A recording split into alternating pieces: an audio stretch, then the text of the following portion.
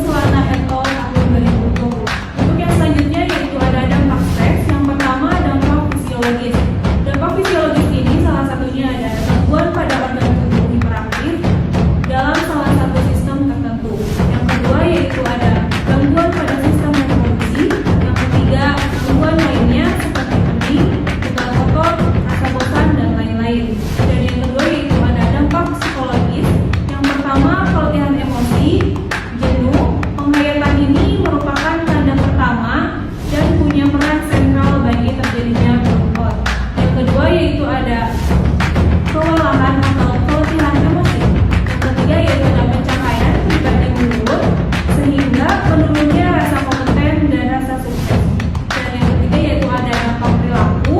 Yang pertama prestasi belajar menurun dan sering terjadi tingkah laku yang tidak diterima oleh masyarakat.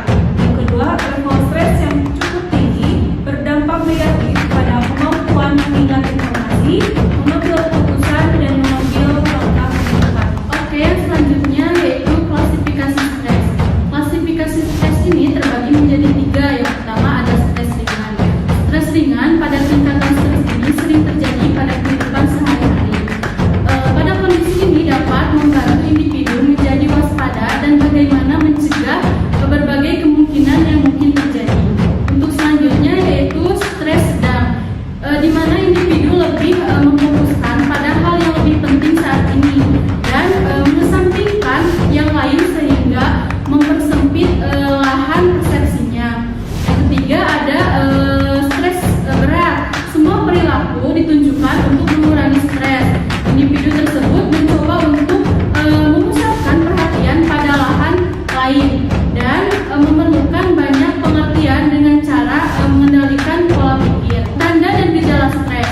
Nah, yang pertama ada gejala fisik, sakit seperti sakit kepala, jantung berdebar, keringat dingin berlebih, kemudian ada gangguan pola istirahat dan tidur, nafsu makan menurun, dan penyakit fisik lainnya.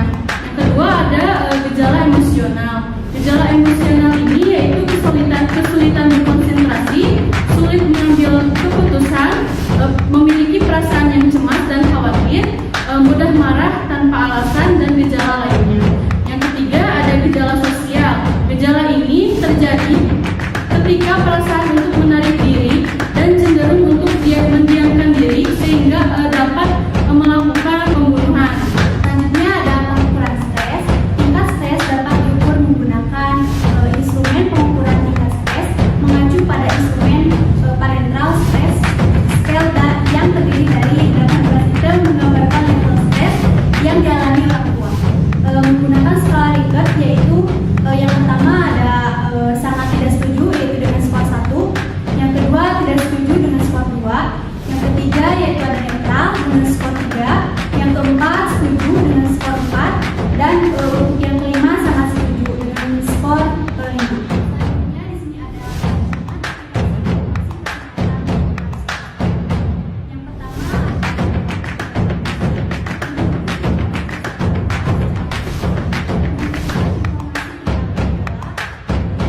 dan cara mengelola stres.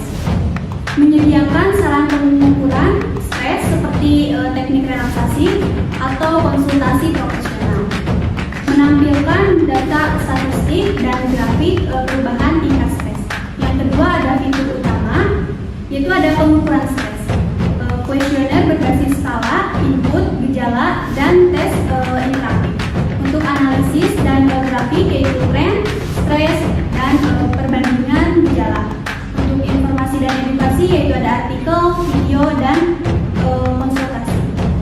Untuk dukungan yaitu ada jadwal konsultasi, forum komunitas, dan pengingat aktivitas relaksasi. Untuk keamanan ada data terdeteksi dan fitur anonim. Dan yang ketiga yaitu ada desain antar muka, yaitu sederhana, intuitif, dengan opsi suara dan teks besar untuk kemudahan pengguna. Baik, untuk selanjutnya masih dalam perancangan aplikasi informasi kesehatan tingkat stres pada orang tua. Yang keempat itu ada teknologi. Untuk teknologi ini ada platform Android atau iOS, sistem simpanan ada Windows atau AWS, dan serta algoritma berbasis statistik. Untuk yang kelima ada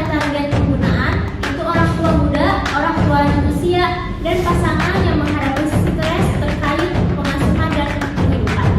Untuk yang 6 itu evaluasi fitur umpan balik pengguna, pembaruan aplikasi dengan artikel, fitur, dan temuan yang baru. Untuk yang ke-7 itu pertimbangan ada sensitivitas terhadap masalah kesehatan mental, tidak menggantungkan konsultasi profesional. Untuk yang terakhir itu ada dampak yang diharapkan, peningkatan kesejahteraan mental orang tua, pengetahuan lebih baik tentang manajemen stres, pencegahan masalah kesehatan mental yang serius.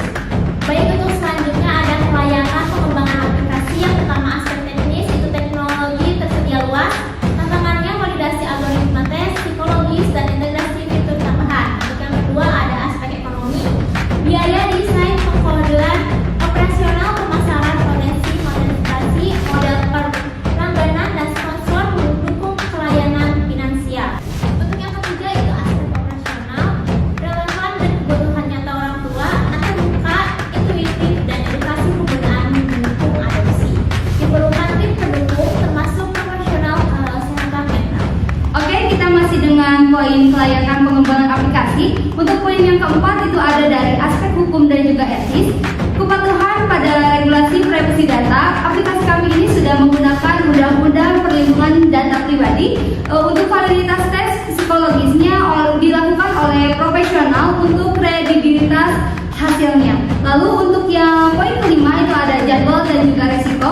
Untuk waktu pengembangan dari aplikasi kami itu sekitar 5-10 bulan, dan juga kami meminimalisir dari resiko keterlambatan dengan menggunakan manajemen proyek yang efektif. Oke, poin selanjutnya kita ke analisis SWOT aplikasi tes stres orang tua. Nah, dari setelah kita lakukan analisis ini kita terdapat kekuatan. Nah, untuk kekuatan dari aplikasi kami ini itu berada di desain berpusat pada pengguna. Nah, desain yang berpusat pada pengguna ini memiliki kekuatan yang berfokus pada kebutuhan spesifik orang tua melalui pendekatan desain yang relevan. Untuk validitas psikometriknya menggunakan ukuran yang telah teruji, seperti skala stres orang tua, meningkatkan kredibilitasnya. Lalu ada fitur pendukung dari aplikasi kami itu yaitu dengan menyediakan sumber daya untuk perawatan diri dan pengurangan stres secara langsung. Lalu setelah dianalisis juga aplikasi kami ini memiliki kelemahan. Kelemahannya itu pada kompleksitas pengukuran, yaitu dengan sifat stres orang tua yang multifaset dapat menyulitkan desain aplikasi. Lalu untuk keterlibatan pengguna juga karena orang tua kan biasanya itu bekerja ya, sehingga mengurusi anak juga, sehingga kelemahan dari aplikasi ini yaitu orang tua mungkin sulit menggunakan aplikasi ini secara teratur dan juga konsisten. Selanjutnya itu ada peluang. Untuk peluang dari aplikasi kami ini itu kan dari permintaan yang tumbuh, yaitu peningkatan kesadaran tentang stres orang tua sehingga membuka pasar baru. Selanjutnya itu ada integritas layanan. Untuk integritas layanan, aplikasi kami ini itu berpotensi untuk menciptakan kolaborasi dengan layanan kesehatan mental untuk mendukung lebih menyeluruh lagi. Lalu untuk aplikasi kami juga memiliki ancaman akibat dari pesaing pasar karena banyak orang yang mengaplikasikan aplikasi yang serupa dengan aplikasi kami ini. Lalu ada stigma kesehatan mental, kekhawatiran orang tua terhadap stigma saat mencari bantuan untuk stres. Baik, selanjutnya adalah perancangan sistem. Yang pertama ada diagram konteks, adalah alat yang digunakan untuk menggambarkan aplikasi secara garis besar atau secara keseluruhan. Nah, pada diagram konteks ini aplikasi yang dibuat akan menghasilkan sumber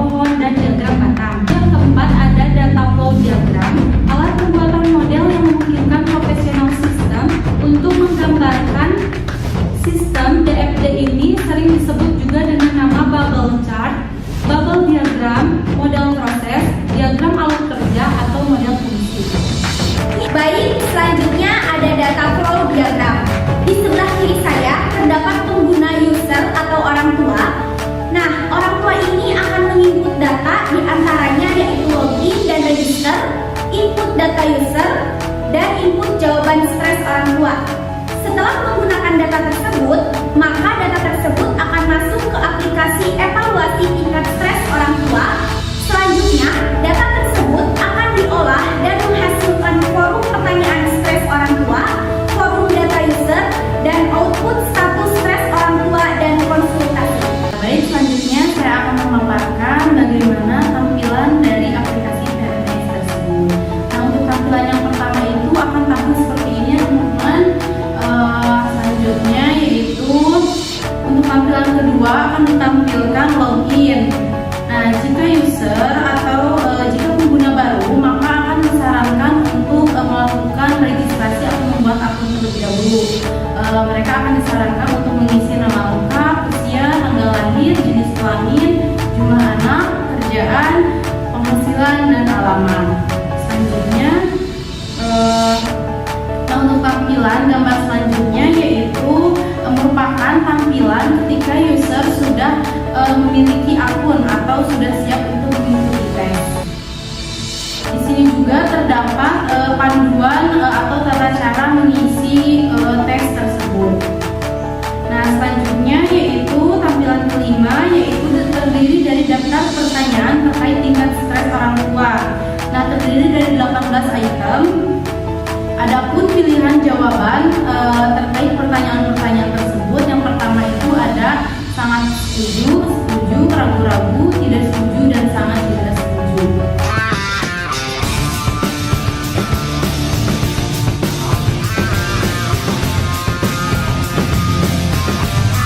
Nah, selanjutnya untuk tampilan terakhir adalah tampilan ketika pengguna telah selesai